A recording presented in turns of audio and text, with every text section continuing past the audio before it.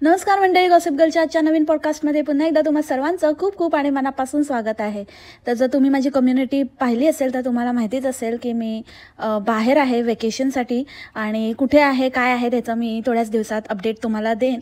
आणि आता थोडे दिवस फक्त एक आठवडा थोडंसं सांभाळून घ्या. मला पहिल्यांदा रिक्वेस्ट करते आहे या 1.5-2 वर्षामध्ये की थोडं सांभाळून घ्या.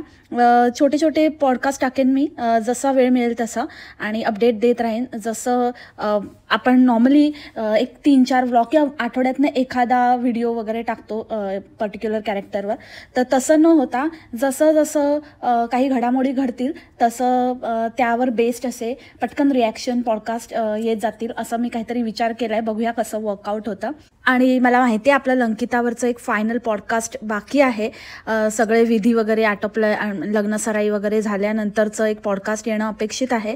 पण ते मी इतक्यात करणार नाही आहे. मे बी नेक्स्ट वीक वगैरे मी करेन, कारण का त्याला मला पुरेसा वेळ देऊन प्रॉपर सगळं काही माहिती गोळा करून एक छान दणदणीत पॉडकास्ट करायचा आहे. त्यासाठी मी घाई करत नाही आहे. So it will take time, पण नेक्स्ट वीकपर्यंत मी ते फायनल पॉडकास्ट तुमच्यापर्यंत पोहोचवण्याचा नक्की प्रयत्न करेन. आणि आज आपण अशा एका कॅरेक्टरवर पॉडकास्ट करणार आहोत जिने खूप मोठा ब्रेक घेतला आणि मला कंटिन्युअसली कॉमेंट्स येत होत्या. प्रत्येक पॉडकास्टखाली कोणाची तरी एखादी कॉमेंट तरी असायची की तिला काय सोडलं आहे का, किंवा तिच्यावर कधी करणार किंवा काय. तर माझं त्यांना हेच सांगणं आहे की podcast is a reaction. It's a reaction podcast, right. तर रिॲक्शन आपण तेव्हाच देतो जेव्हा एखादी ॲक्शन घडते. Every action has a equal and opposite reaction. So ॲक्शनच झाली नाही समोरून तर रिॲक्शन कुठल्या गोष्टीचं देऊ मी. सो त्यामुळे मी इतके दिवस गप्प होती. पण म्हटलं आता मी असे क्विक पॉडकास्ट बनवण्याचा विचार केलाच आहे, तर हिच्यावर एक क्विक पॉडकास्ट होऊन जाऊ दे. तर तुम्ही आत्तापर्यंत ओळखलंच असेल मी कोणाबद्दल बोलते. जर ओळखलं नसेल तर एक खड्डेवाली कुठे निघाली, घालून साडी गुलाबी लाली, पागल करते तुझी मावसडवाली चाल, गुलाबी साडी आणि खड्डेवाले गाल, दिसते मी मावसाडच्या फोटो माझा काढ. 2 दिवस ते पकाऊ पूजेचे व्हिडिओज टाकले आणि आता काय बाबा नवस बिवस केला नाहीस ना, हिचे काय नवस संपतच नाही. तर हे पाहिजे मला, ते पाहिजे, देवा मला पाव, नवसाला धाव, इच्छाधारी उंदरीण कुठची. बघावं तेव्हा हिला काय ना काहीतरी पाहिजेच असतं. आणि सारखं आपलं आत्ता पण कुठेतरी आत्ता जाऊन आली ना तिकडे देवळामध्ये गावाला, ते काहीतरी करून नवसच बोलून आलेली असणार आहे. आणि आता तो फेडायला गेली होती पूर्ण झाल्यावरती ती इच्छा, आणि ते झालं की झालं, आता परत दुसरं काहीतरी बोलून आली असेल. एक झालं की दुसरं झालं की तिसरं. हिच्यासाठीच बाबा देव बांधलेले आहेत, हिच्याच इच्छा आकांक्षा पूर्ण करायला. आणि काय तर म्हणे एक डायलॉग चिपकवून टाकायचा. जेव्हा आपण खऱ्या मनाने स्वच्छ अंतःकरणाने काही मागतो, मग काय बाकीचे काय अशुद्ध अंतःकरणाने आणि काय घाणेरड्या मनाने मागतात का? आणि तूच एकटी काय ती एकदम स्वच्छ आणि पवित्र आत्मा आहेस का, गटाराच्या अलीकडे बसलेली उंदरीण? हां, काय पण बोलत असते आपली. आणि मुळात म्हणजे की प्रत्येक वेळेला कशाला ना, तुझ्यामध्ये एवढा दम आहे, जर तुझा एवढा विश्वास आहे तर मग स्वतःच्या दमावर करायचं ना. प्रत्येक वेळेला हे मागितलं ते मागितलं, आता इथे सत्यनारायणाचं नवस फेडून झाला नाही तर दुसरीकडे पेंडिंग होता, तर ते झाल्यावरती तिकडे गेली फेडायला. अगं बाये, जे नशिबात असतं ना तेवढं प्रत्येकाला मिळतंच. त्याच्यामध्ये काय प्रत्येक वेळेला सारखं एक झालं की दुसरं सारखं आपला हात पसरत बसायचे. ते कुऱ्हाडीची गोष्ट लाकूड तोडायची ऐकली आहे ना, तसं होणार आहे तुझं एक दिवस. हे माग ते माग ते माग, आणि मग नंतर मग इतकं माग केल्यानंतर देव म्हणणार की बाबा जास्तच हावरी दिसते, हिने आता हाव कुठेतरी थांबायलाच पाहिजे. मग एक दणका पडणार. त्याच्यामुळे जरा ना कंट्रोल कर, अति होते तुझं सारखं आपलं. आणि नाही सांगायची एखादी गोष्ट तर मग नकोच सांगू ना. प्रत्येक वेळेला काही ना काहीतरी असं होणार आहे तसं होणार आहे, मग मी ते वेळ आल्यावरच सांगेन. मग ती वेळ कधी येतच नाही. लास्ट टाइम पण तुझा पोस्टर छापणार होता कुठे का काय, म्हणजे असा आमचा अंदाज होता की आता काय सुलभ नाही आता काय, म्हणजे छान असा कुठेतरी पोस्टर असा तुझा लागणार आहे वगैरे असं वाटलं होतं आम्हाला. कारण तू म्हणाली होती ना की आता 12 तारखेनंतर काहीतरी चमत्कार होणार आहे, आणि तो चमत्कार झाल्यानंतरच मी तुम्हाला सांगेन काय आहे ते, मी तेव्हाच सांगेन. खूप मस्त काहीतरी एक मजेशीर गोष्ट घडणार आहे. आणि त्या दिवशी तर तू भांडायला बसलीस वचा आणि टचा. हां, मस्कन अंगावर यायला लोकांच्या. शेवटचं सांगते मी, शेवटचं. सगळे शेवटचंच सांगतात बाबा, ती वहिना पण शेवटचं शेवटचं, हे मी तुला शेवटचं सांगते. कधी यांचं स्वतःचाच काय शेवट कधी होणार आहे यांचा स्वतःला पत्ता नाही, आणि दुसऱ्याला सांगतायत शेवटचं शेवटचं शेवटचं. तेव्हा पण हिने असंच केलं, मी तुम्हाला तेव्हाच सांगेन, आणि त्याच दिवशी नेमकी भांडायला बसली, आणि मग ते राहूनच गेलं. काय मजेशीर गोष्ट हेच होतं का, मजेशीर भांडायचं? आतापासून मी ठरवलंय की मी रोज असं भांडायला येणार.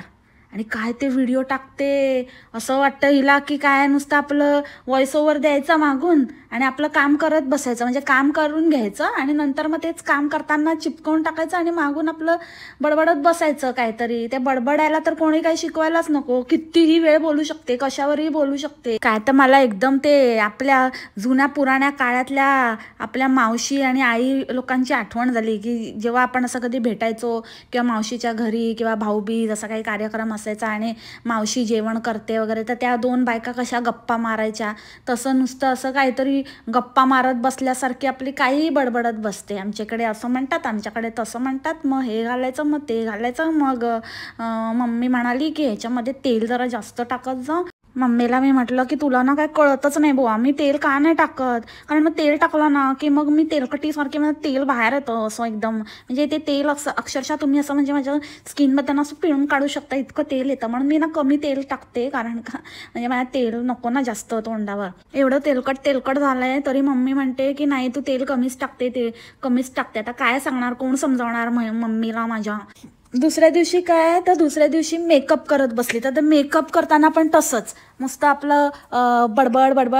आणि ठीक आहे ग मावसे, माहिती आहे तू तेलकटी का आतंक आहे, उगाच त्याला काहीतरी शाईन बीनचं नाव नको देऊस, थोड्या वेळाने तुझं तेल बाहेर पडतं, म्हणजे चेहऱ्यावरचं म्हणते मी.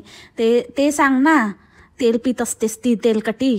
काय म्हणते की मी आहे ना प्रायमर लावते आणि थोडंसं आधी हे करून घेते, कारण का कसं आहे ना, माझा ना थोड्या वेळाने चेहरा असा शाईन करायला लागतो. आणि मग म्हणजे आपलं जर स्किन ना अशी छान असेल आणि खूप छान हायड्रेटेड असेल ना, तर ते आपोआपच थोड्या वेळाने का होईल, मग ते शाईनच करत राहील ना. असं जर नॅचरली स्किन छान असेल तर ती ग्लोच करत राहील. असं त्याला एवढा मेकअप थापायची गरजच नाही आहे ना. याचा अर्थ काय आहे की तू मेकअप थापल्यानंतर थोड्या वेळाने तुझी असलियत बाहेर येते. तेलकटी का आतंक, त्याच्यामुळे ते तेल बाहेर यायला लागतं. त्याला तू ग्लो नाव देऊन काहीतरी लोकांना एकदम येडा बनवायची कामं नको करू, समजली का? चुबस. आजच हिला एक कमेंट आली होती, मी वाचली. तिथे लिहिलं होतं की आहे ना, मी तुला रिअलमध्ये बघितलं, पण रिअलमध्ये ना तुझ्या चेहऱ्यावरच बाबा तू खरंच खूप एखाद्यावाली आहे आणि तेलकटी का आतंक आहेस आणि एकदमच अनइव्हन स्किन वगैरे आहे असं लिहिलं होतं. आणि तू आम्हाला काय पण फेकते आणि खोटं दाखवते. तर हिने ना ती डिलीट करून टाकली. आता तुम्हाला दिसणार नाही ती कॉमेंट, ती डिलीट झाली आहे. पण काय आहे ना मंडळी, त्याचा स्क्रीनशॉट मी घेऊन ठेवला, त्यामुळे तुम्हाला दाखवते. बघायचं ना, थांबा दाखवते, बघा.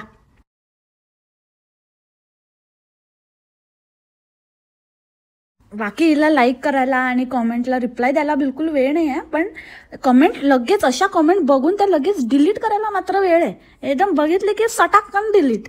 माणूस बिझी असेल तर त्याला काहीच करायला वेळ नसणार ना, म्हणजे तो ऑफलाईन म्हणजे ऑफलाईनच असणार. हे काय कन्व्हिनियंटली बिझी आहे वाटतं ही. आणि भक्त तर बाबा काय विचारूच नका. काय तर म्हणे, आशा करते की तू मला रिप्लाय देशील. आशा नका करू, निराशाच पदरी पडणार आहे तुमच्या. कसली आशा करतात आशा उषा लता, नुसत्या बड्या बाता आणि शेपूची भाजी खाता येते. चच्चू यार, तू इतका ढ असशील इतकं वाटलं ना तर मला. कसला ढ आहे यार, इतकी प्रॅक्टिस इतकं लक्षात ठेवलेलं, आणि तिकडे गेल्यावरती बोबडी वळली याची. याला आठवण असंच झालं तरी बायको म्हणते नाही घ्याच तुम्ही माझं नातं. म्हणते नको झालं बस, मी घेतलं, जाऊ दे, चुकते, नाही घ्याच तुम्ही, मी सांगते ना तुम्हाला, असं बोला. तर आत्ता सांगितलेलं पण लक्षात राहत नाही चच्चू तुझ्या. कसलं रे, म्हणजे ह्याला म्हणतात ना असं रटवून कोणाला तरी जबरदस्ती. ती बरोबर म्हणाली ठाणवी, परफॉर्मन्स प्रेशर आलेलं दिसतंय. हो ना, तुला आता काय सांगू ठाणवी, मामा म्हणत असेल की आता काय हिच्यापासून, म्हणजे हे बहुत ही डेंजर औरत आहे, तुला माहिती नाही. हिचं सगळं काही इच्छा माझी पुरी करा करत आता माझं प्रेशर म्हणजे एकदमच बिल्टअप होत आहे, काय सांगून सोय नाही बाबा. थकलो मी तर थक गया भाई साहब, असं झालं आहे माझं. त्याच्यामुळे काही करताना मी जरा जास्तच प्रेशर घेतो आणि प्रेशरमुळे काय होतं माहिती आहे ना तुम्हाला, तसंच होतं आहे वाटतं बहुतेक चच्चूचं. कारण म्हणजे बेस्ट द्यायचं. आज आपली ढण्णू खुश झालीच पाहिजे, ढण्णू. त्याच्यामुळे बेस्ट देण्याच्या चक्करमध्ये नर्वस होऊन जातो चच्चू पण आणि चच्चूचा पण, म्हणजे परफॉर्मन्स. बघितलं ना, विसरूनच गेला बोलता बोलता. आता काय शिशी काय रे बाबा. चिल चच्चू चिल, इट्स ओके, हॅपन्स. सांगायचं तिला बस, मला मी इथं नाहीच मिळेगा, मला एवढंच येतं, जास्त काय माझ्याकडनं अपेक्षा ठेवू नको. हां, चाहिए तो ले लो वरना जान दो. मी हिचा एक जुना व्हिडिओ बघितला होता मंडळी, त्याच्यात तिने सांगितलं होतं, ही काहीतरी सांगत होती की आम्हाला असं वाटत होतं की आम्ही ना एकमेकांसाठी बनलेलोच नाही आहे आणि अजिबातच आमचं काही मॅचच होत नाही आहे, तर असं राहण्यापेक्षा असं. तर मला असं वाटतं हिच्याकडून हिने काहीतरी आता हे लावलं आहे सेटिंग, पण ते चच्चूच्या डोक्यावर अजून पण ते टांगती तलवार आहे, त्याला टेन्शनच असतं बाबा. कधी काय भिनसेल आणि परत आता बोलेल, तेव्हा आता नवीन होतं. आता काय पोरगं पण मोठं झालं आणि काय आता त्याला अजूनच टेन्शन येत असेल. इसको कैसे खुश रखू. आणि हिला काय कोण कुठून बहरीनवरून पाठवले, बहरीनवरून. ते कुठून बाबा त्या ना, खरंच म्हणजे कोण काय दुनिया गेली तेल लावत, पण त्या इम्प्युअर स्किनचं प्रमोशन होत राहायला पाहिजे. त्याच्यामध्ये काहीही म्हणजे कुठूनही कोणालाही पकडून आणेल ही.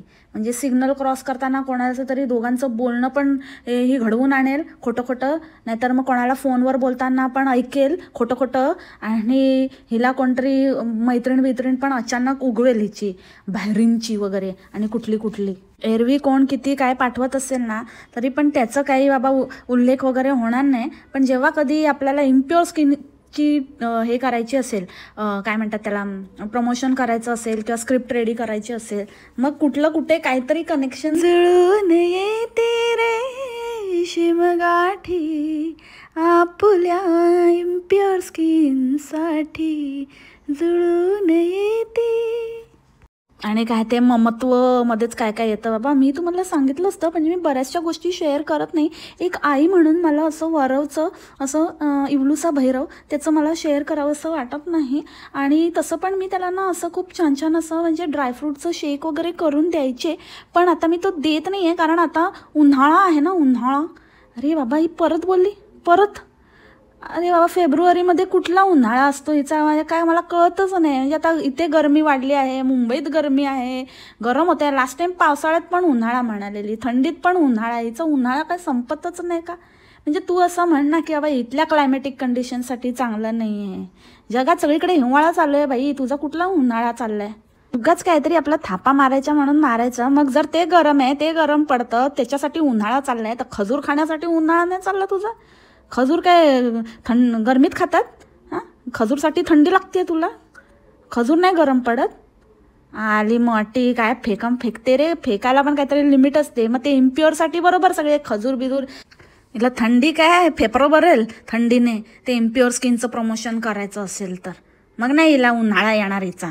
तुला किती वेळा सांगितलं ग त्या दस्तुरीला, लास्ट टाइम पण मी बोलली होती, दस्तुरीला दूध देऊ नको. नाही होत तर काय नको देऊ, पण ते दूध देऊ नको. तिचं जेवढं जे आयुष्य आहे तेवढं तिला जगू दे, उगाच दूध देऊ नको. ते दूध देऊन त्या ढप्पूचं काय झालं माहिती आहे ना, हां, ते चिक्याचं.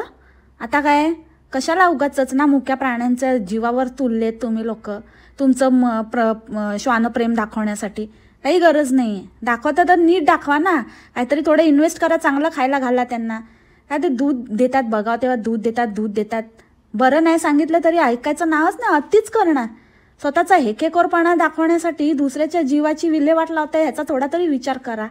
बहुतेक हिचं ते घरचं वगैरे काहीतरी काम वगैरे झालेलं दिसतंय, काहीतरी चावी बिवी मिळाली किंवा काय OC-BC मिळालेली असेल तर गेली असेल असा माझा अंदाज आहे. लवकर मिळू दे, लवकर त्या चच्चूला पण तिकडेच काहीतरी होऊन जाऊ दे आणि जा बाई इथून एकदाची. तिकडेच चांगली असतो, तिथेच राहा आणि तेच तुला लखलाभ. मी तर तेच म्हणते. बरं आहे, मी पण चांगल्या अंतःकरणाने मागते तुझ्यासाठी की तू इथून जाऊ दे. तुला तिथे जायचं आहे ना, तलावाच्या अलीकडे पलीकडे गटार सोडून, तर तिथे जा बाई. बाबा इथं नको. Thank you very much. थँक्यू देवा, हिला असं दिल्याबद्दल. निक्कल लॉडियन. आणि बस भेटत नाही ग. बसचं आम्हाला बुकिंग मिळत नव्हतं किंवा अवेलेबल नव्हती. काय भेटायला काय ती काय भेटली काय कडकडून मिठी मारणार आहे त्या बसला? काय भाषा. आणि काय तर म्हणे की मिळेल ती सीट पकडून आम्ही सीट घेऊन गेलो. सीट घेऊन गेलो? सीट तुम्हाला घेऊन गेली की मिळेल ती सीट तुम्ही घेऊन गेलात? अरे कोणाची पण सीट. काय बोलते काय? ओ काय बोलते यार.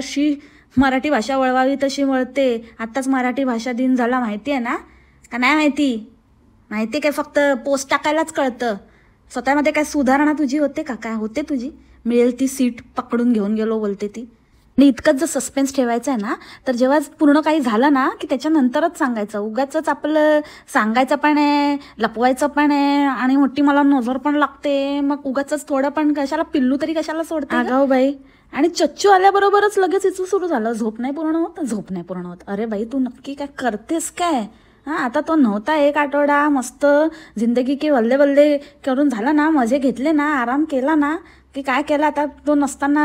ना तुला डब्बा बनवायचा होता सकाळी उठून, ना रात्री उशीर होणार होता. म्हणजे आवरून झोपायला हो, आवर स्किन केअर वगैरे असतो ना, तर ते पण काही करायचं नव्हतं तर झोप नव्हता चच्चू. तर मग तुला आरामाचा आराम होता, मग काढायच्या होत्या ना झोपा. तो आला नाही तर हिचं लगेच सुरू. म्हणजे झोपच नाही झाली, डोकंच दुखतंय, झोपच नाही होते, माझं झोपच नाही होते. कशा ना मुद्दा म्हणून पक्की शाणी आहे, पक्की शाणी. मग असं असल्यावरती आता चच्चूला परफॉर्मन्स प्रेशर येणार नाही तर काय होणार? समजून घ्या. समज रे मंडळी, समज रे हो. So that's it for the today's podcast मंडळी. आय होप तुम्हाला आवडलं असेल. भेटू आपण उद्याच्या पॉडकास्टमध्ये नवीन विषयासोबत. तोपर्यंत खा प्या, मस्त राहा आणि स्वस्थ राहा. Take care, bye. मासलामा.